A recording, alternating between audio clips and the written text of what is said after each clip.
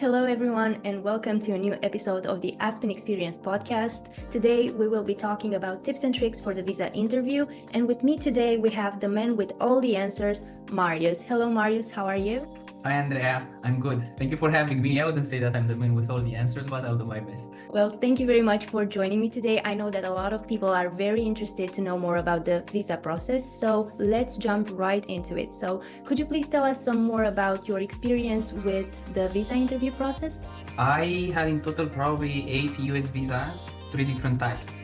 I've been going to the United States since 2011, so quite a while ago. I had 5 J1 internship visas, and then I have 2 tourist visas, and lately I got a TD visa, which is a spouse visa for my wife's TN visa. So I did go to the US Embassy back home in Bucharest quite a lot, and the process is pretty straightforward. It was pretty much the same every single time.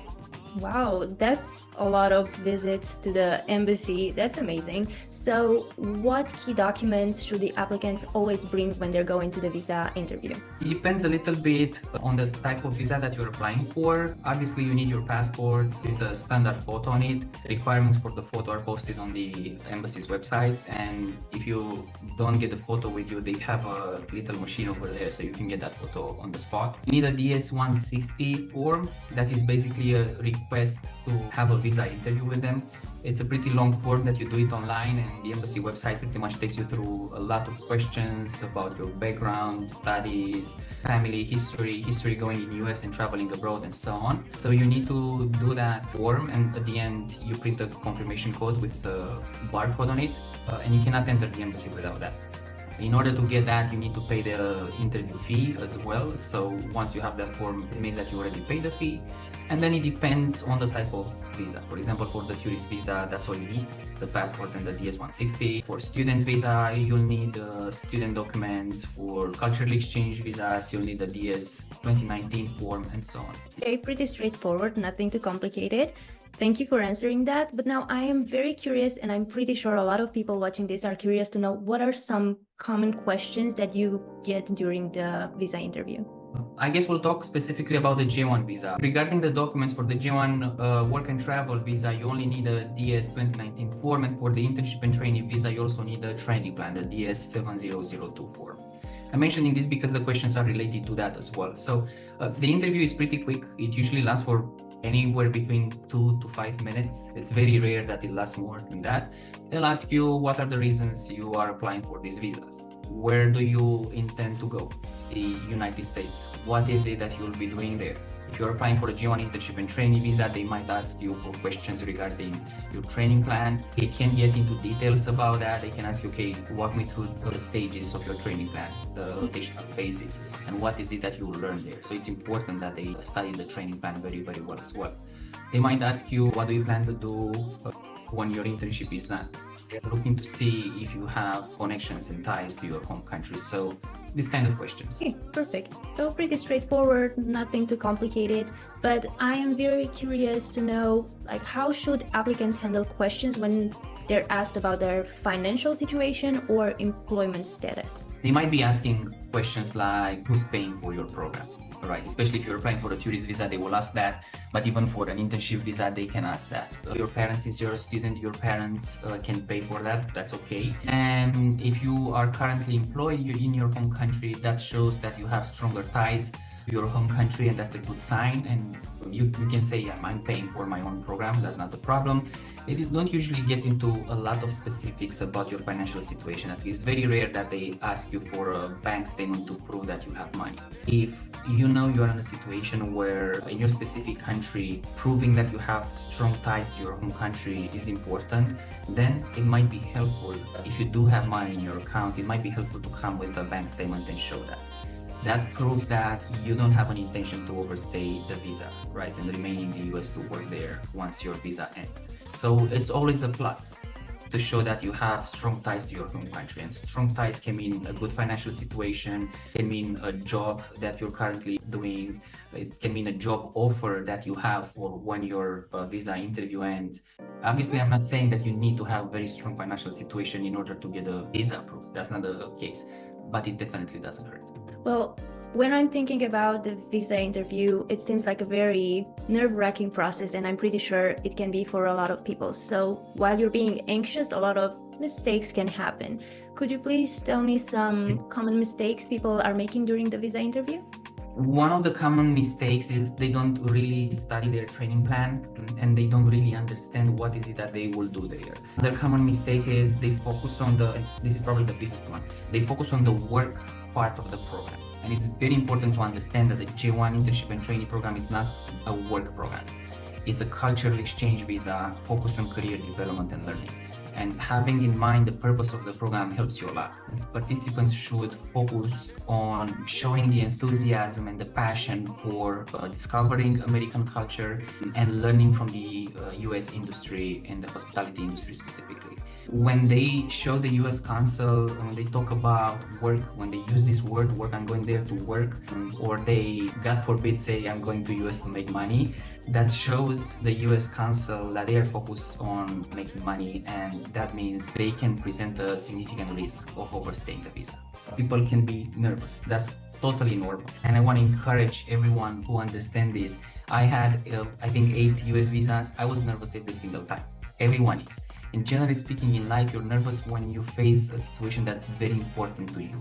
And the result of this visa will decide your near future. You made plans, you arranged everything back home based on these outcomes. So everyone is nervous, and the US consul knows that. They would even try to take you out of that situation, and they would ignore your body language signs that shows that you're nervous. They are used to that. Sometimes they make jokes.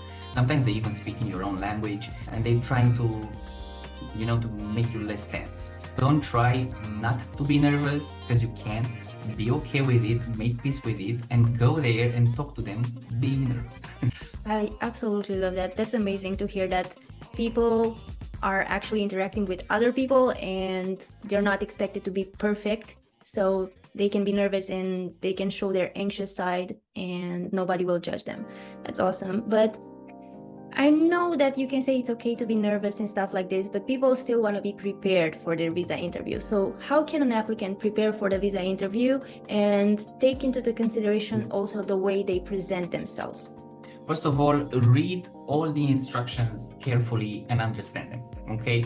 Once the DS 2019 is ready, we send all our applicants an email with all the instructions, right? All the documents that they need to prepare, how they need to schedule the DS 160 form, how they need to pay for the visa interview fee, how they need to pay for the service fee, and so on. So it's quite a lengthy email, and that's because it contains a lot of important information. Nothing including there is extra. So make sure you don't just read the instructions on diagonal and trying to get this task done quickly. It's a complex task. The DS-160 form has probably, if I have to pick a guess, it probably has over 50 questions, right? So read everything carefully, okay? When you're scheduling the appointment, when you're paying the fee, when you're paying the service fee, then when you're answering the DS-160 form questions, read everything carefully. Always answer with the truth. Okay, people sometimes ask us, they're asking me about my parents, what should I say here? Or they're asking me about my studies, what should I say here? I always tell them the truth. Okay, you know the truth, you know exactly your situation. So read the instructions carefully, make sure you prepare and you fill out the DS-160 form accurately, and then make sure you have all the documents with you, obviously. You'll need your passport, you'll need a DS-160 confirmation page, you'll need a DS 2019 form, you'll need a training plan, you'll need a copy of the service fee, just in case. You'll need a copy of the visa interview fee with you, just in case. They're most likely not gonna ask for this, but have it with you. All these documents are listed in that email that we send. And that's pretty much it. Obviously, it always helps to rehearse a little bit. Don't memorize an answer. Pick questions like, where are you gonna go? What are you gonna do there? What's your employer going to be? What do you expect to get out of this experience, right? But what are your plans for when the interview ends? And you can prepare a little bit, get your English going a little bit, right? And you can, even I always recommend talk in front of the mirror for a few seconds. Talk out loud so you can hear yourself. And then obviously don't memorize that speech, and whatever the consul is asking you, you go with a speech that you've learned home. Focus on the answer that they are asking. But yeah, it helps to practice a little bit, especially if English is not your primary language.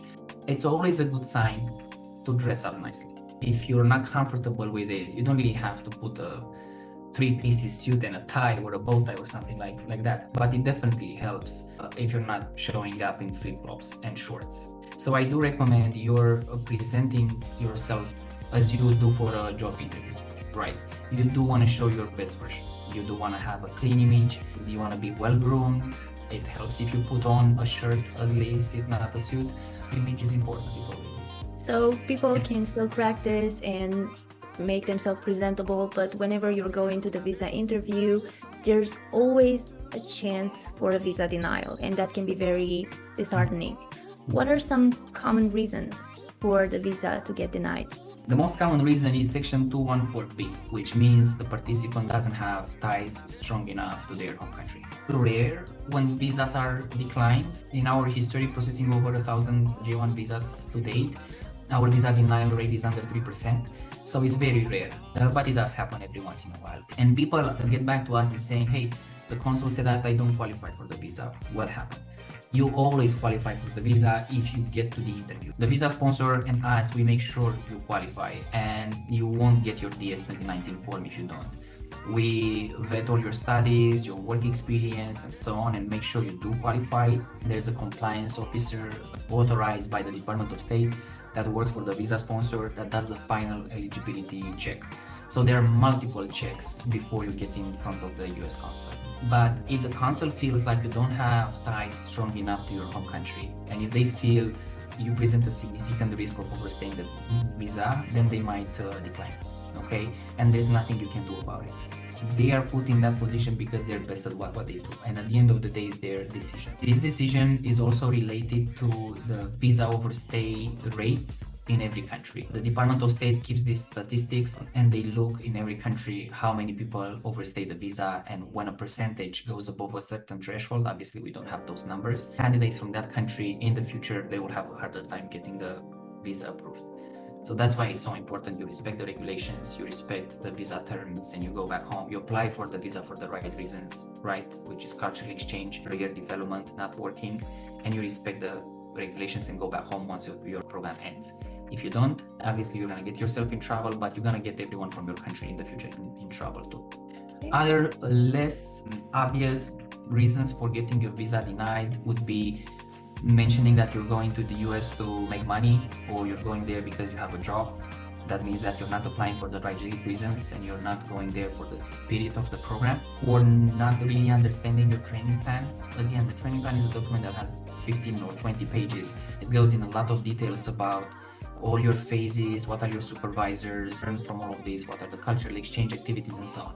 You don't need to memorize 20 pages, not at all, but you do need to understand what employer will you be working for, where is it, what department you are working for, and what are the main rotations. If you don't understand your training plan, it means like you're not really focused on going there to learn and expand your career. You might go there for the wrong reasons. Okay, perfect. Thank you for answering that. I am very curious, like if someone's visa application is denied, what are the following steps they should take, and is it possible to appeal a visa denial? It is not possible to appeal a visa denial. It's solely the US consul decision. There's nothing anyone can do about that. If they get a visa decline, they'll get their passport back and the DS 2019 form, and they'll get the paper explaining why the visa was declined. There will never be a very specific reason. It's usually your visa was declined under Section 214B, and that's pretty much all it says there. And it explains in that paper that if you want to apply again, you're more than welcome to. Everyone can apply whenever they want, so you can apply again. You will have to do another DS-160 form to fill it out and to pay the visa interview fee again. You don't have to pay the service fee again. Once paid, that fee is still valid. I believe it's valid for 12 months. So all you need to pay again is the visa interview fee. You can decide to apply again, but keep in mind, if something doesn't change, it doesn't make sense to apply, at least not in the next week or month or so, because the decision will be most likely the same. We did have situations when candidates turn this around, but those were very specific cases.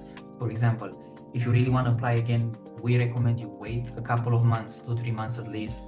If you apply for 6 months, then your chances increase significantly. If you apply right away after you just got the visa declined, you need to understand that you're putting the new consul that you'll face in the position to basically say, hey, my colleague was wrong, I know better, here's your visa. Okay, once you go to a second interview with a previous visa denial, you are telling the US consul, hey, your colleague declined the visa, I want to apply again because I believe I should get it.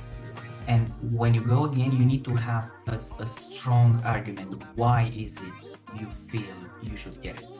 In other words, why is it you feel you have strong ties to your home country? Why is it you know for sure you will go back home and the previous consul didn't see that? So you might want to go with argument like, hey, look, I plan to apply for this job back home. I want to go to the US to learn how the F&B department is run for St. Regis Aspen, and then I want to go home to work for Marriott in my hometown, and I want to apply for a supervisor position. I have a very strong plan, and I have every intention to follow it. An even stronger argument would be having a job offer already from an employer back home that says, hey, look, we're encouraging this candidate to go to the US and learn from the best in the world in the hospitality industry, and we really want to have him join our team once he sees internship ends. These are just examples. I'm not saying this works or this doesn't, but what I'm saying is you do need to make a case for why do you actually have a strong connection to your home country, and you actually don't present such a big risk to overstay the visa. So you were saying that when you're getting denied, you will receive a reason for it, but it's going to be a generic one. Is there a way an applicant can find out the specific reason for the denial? A short answer is no. It's not really a specific reason. Okay, if you, as I said, if you get to the visa interview, you do qualify, you have the studies or the work experience that you need to qualify, you have a training plan, you have a placement in the US, you check all the boxes. So the only reason you're getting denied is either you showed the US consul that you're applying for the wrong reasons, meaning you're focused on making money and going to US to work, or US consul assessed your situation and they decided you present a significant risk to overstay the visa. Especially in countries where the visa overstay rates are high, it's harder for trainees to get a visa approved. For interns, those that are still students, have a big reason to go back home, which is to finish school. For trainees, if they graduated already and they're coming from a country where the visa overstay rate is high and they don't present a strong argument during the interviews, that's when it can be a potential red flag. The consul doesn't need to prove you anything. It's just their decision, their opinion, and that's that. And I am curious, during the application process, how important are cover letters or personal statements, and what are some things that should be included in this?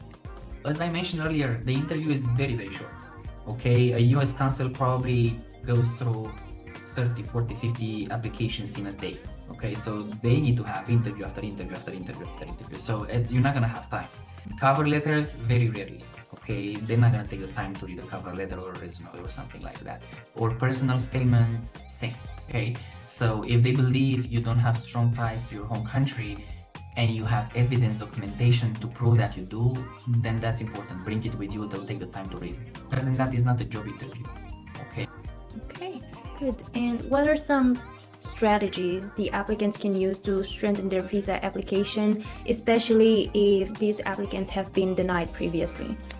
Build a stronger case for your every intention to go back home. Show the passion for the hospitality industry. Show a passion to learn. Show them that you're applying for the right reasons and you're eager to go to the US. You know the hospitality industry in the United States is one of the best in the world, and you really want to learn from them. You really want to embrace that culture, and you really want to learn and grow from there. Show them that you have a plan. This is so important, and it applies to every interview. Show them that you have a plan for when your visa ends. Show them that the J1 internship, it's a stepping stone, not a final goal. Show them that you intend to go to the US to learn and grow, and then you have a plan after to, I don't know, whatever your plan is, to run your own business, to open a restaurant, to apply for a manager position in a big hotel chain back home. These are just examples, but it's important to show them that you're passionate, eager to learn, and you have a plan for when your internship ends. Okay. And you were saying that for Aspen experience, the visa denial rate was under 3%. But I'm curious if out of this 3%, do you have any success stories that you want to share with us with people that got their visa denied and then successfully went to the US after the first denial or maybe multiple denials? Absolutely. This is a good question, and it's good to show that there is hope. The answer is yes. I don't want to bring false hope. Once you got the visa denied, your chances to get it denied during the second interview are even higher. We did have people that turned the situation around. Most of the times, people that get the visa denied, they cannot just make peace with it and they try again. There are cases when people try 3 times, and the majority of them, they still get it denied. However, there are people that turn the situation around. We do see cases when people apply for the second interview and they understand that they did something wrong, they understand that they were nervous and they didn't really present their case, and they didn't really, I don't know, maybe they froze when they were asked, what is it that you specifically are going to learn in the US? And then they realized that that was a big roadblock and they prepare better and they turn the situation around. I had one case with an intern that applied 3 times. She was declined 2 times in a row and she said, no, something is not right here. I know I can get the visa approved. And she went again and she presented a way stronger argument and explained, look, I was very nervous earlier, like I couldn't really make sentences, but here's why I want to go to US. I want to learn, I want to study, merit is very important. Actually, it was my plan to build a career in this hotel chain and I intend to apply for a position back home. And she turned the situation around eventually. Probably 2 or 3 out of 10 people managed to get a visa approved the second time. It does help if you let a couple of months, 2-3 months pass at least, and you don't apply right away. But the majority of them, they get it declined again. Some of them that really prepare good, they have a chance to turn the situation around and get it approved the second or the third time. Perfect. I'm very happy to hear that it's not something that will affect you for the whole life and you can always turn it around. And in the end, I'm very curious if you have any words of advice, or do you want to encourage the people that are currently watching us and they're going through the visa process? Absolutely.